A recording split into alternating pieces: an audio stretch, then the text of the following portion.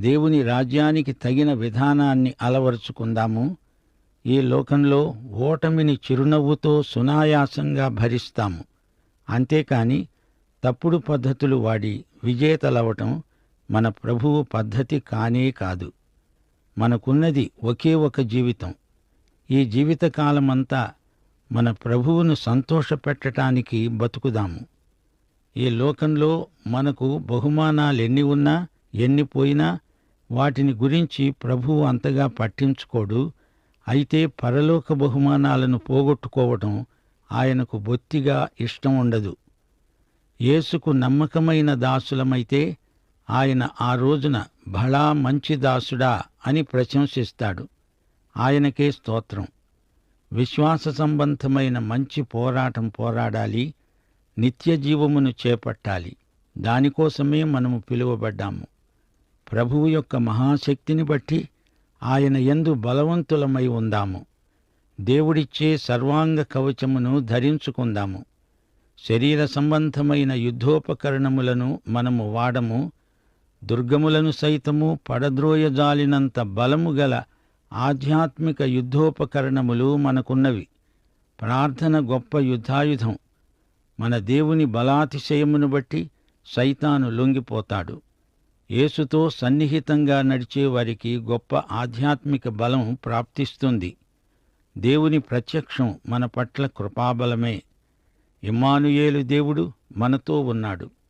ఆయనే మనకు తోడు నీడ. ప్రియ సోదరీ సోదరులారా, విజ్ఞాపన ప్రార్థన అనేక మందిని బంధకాల నుండి విడుదల చేస్తుంది. ప్రభువుతో ఏకాంత సహవాసం మనలను బలపరుస్తుంది. సైతానును ఎదుర్కోవడానికి కావలసిన బలము, సాహసోపేతమైన ధైర్యము మనకు కలుగుతాయి. యేసు విజయమే మనం నిలిచే స్థలం. ఎఫెసీ పత్రిక 5వ అధ్యాయం 16వ వచనం అంటోంది, దినములు చెడ్డవి, జ్ఞానులై నడుచుకోండి. అవివేకుల వలె కాక ప్రభువు చిత్తమేమిటో గ్రహించుకోండి. 2 కొరింథీ పత్రిక 4వ అధ్యాయం 4వ వచనం, ఈ యుగ సంబంధమైన దేవత అయిన సైతాను అవిశ్వాసుల మనోనేత్రాలకు గుడ్డితనం కలిగిస్తాడు. వారి కన్నులు తెరుచుకోవాలంటే మన విజ్ఞాపన ప్రార్థనలు ఎంతో అవసరం.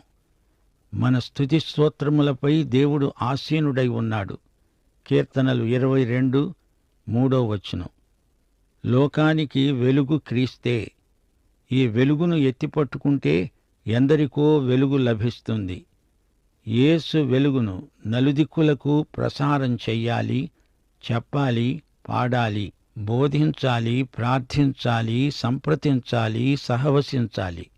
దేవుడు నిన్ను నన్ను ఏమి చేయమంటాడో అడిగి ఆ ప్రకారం చెయ్యాలి. ఇతరుల చేత చేయించాలి. శ్రోతలు, ఎఫెసీ పత్రిక 6వ అధ్యాయం 12వ వచనం జ్ఞాపకముంచుకోండి.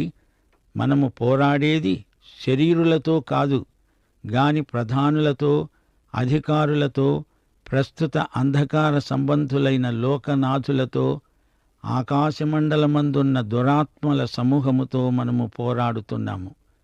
లోకములోని ప్రజల పక్షాన దురాత్మలతో, ప్రతీప శక్తులతో మనము పోరాడాలి.